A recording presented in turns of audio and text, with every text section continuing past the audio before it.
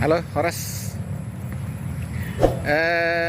Perjuangan tim 11 yang dipimpin oleh Togu Simorakir, yang di dalamnya ada anak yang namanya Bumi Simorakir.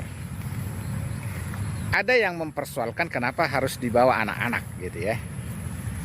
Nah, bagi saya, apa itu pendidikan? Pendidikan itu kan sebenarnya yang perlu ditanamkan adalah daya juang.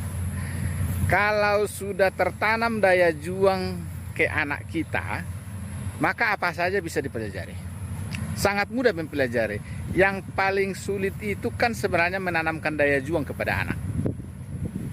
Apa sih susahnya belajar fisika? Apa sih susahnya belajar kimia? Apa sih susahnya belajar semua? Misalnya ilmu-ilmu sosial semua bisa dipelajari jika daya juang sudah tertanam dalam diri kita. Walaupun kita tidak sarjana hukum, bisa belajar hukum. Walaupun kita tidak secara formal antropologi, kita belajar antropologi. Semua bisa dipelajari sesuai kebutuhan. Kalau kita bisa menolong orang, kita pelajari apa yang dibutuhkan orang itu. Tetapi semangat menolong itu dulu. Nah, anak-anak kita di sekolah menghafal bahwa Raja Sisingamangaraja ke-12 adalah pahlawan nasional. Si Bumi yang anak kelas 3 itu telah berjalan kaki untuk merasakan perjuangan Sisingamangaraja ke-12. Artinya, anak-anak kita yang belajar yang berharap jadi juara itu sudah ketinggalan beberapa langkah dibandingkan Bumi yang sudah diajarkan bapaknya. Ini loh perjuangan nenek moyang kita, opung kita, Raja Sisingamangaraja. Ditanamkan. Lalu ketika perjalanan, lalu diajarkan kepada si Bumi. Ini loh Sumatera Barat. Ini loh Batu Lubang dan semuanya itu. Semua dipelajari.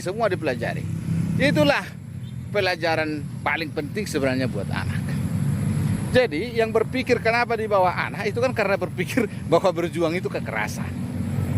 Cara Togu Simorakir itu kan berjuang dengan kemanusiaan.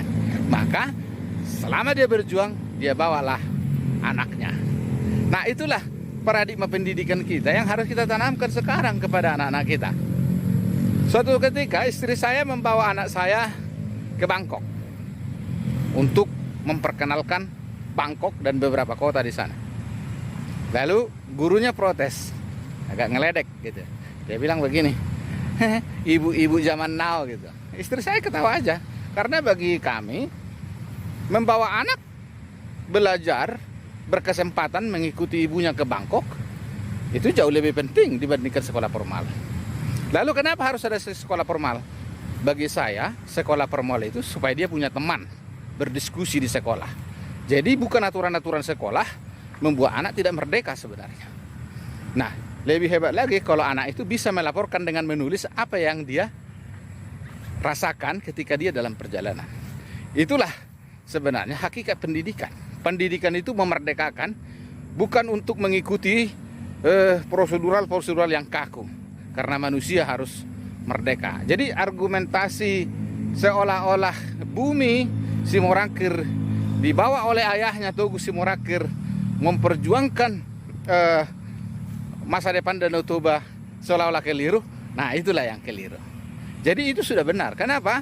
Karena Togu Simorakir membawa anaknya itu sebagai lambang masa depan, supaya perjuangan juga berkelanjutan, diajarkan kepada anak sejak dini.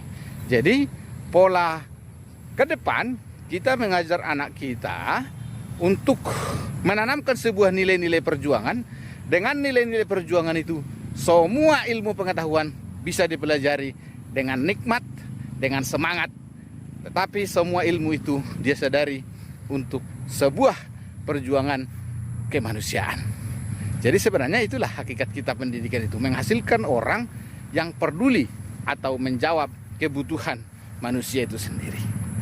Jadi saya justru terinspirasi dari seorang Togu Manurung, Togu Simorakir ya, Togu Manurung. Ada juga Togu Manurung yang menjadi komisaris TPL yang dulu teman-teman kita aktivis juga ya. Jadi teringat.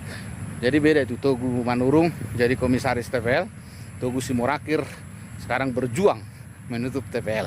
Namanya sama-sama Togu. Nah, jadi ayo, saya terinspirasi dengan Bumi dan juga terinspirasi dari Togu Simorakir untuk mendidik anak, untuk terus kita dampingi, menanamkan nilai-nilai perjuangan bagi bangsa dan masa depan bumi seperti namanya. Terima kasih.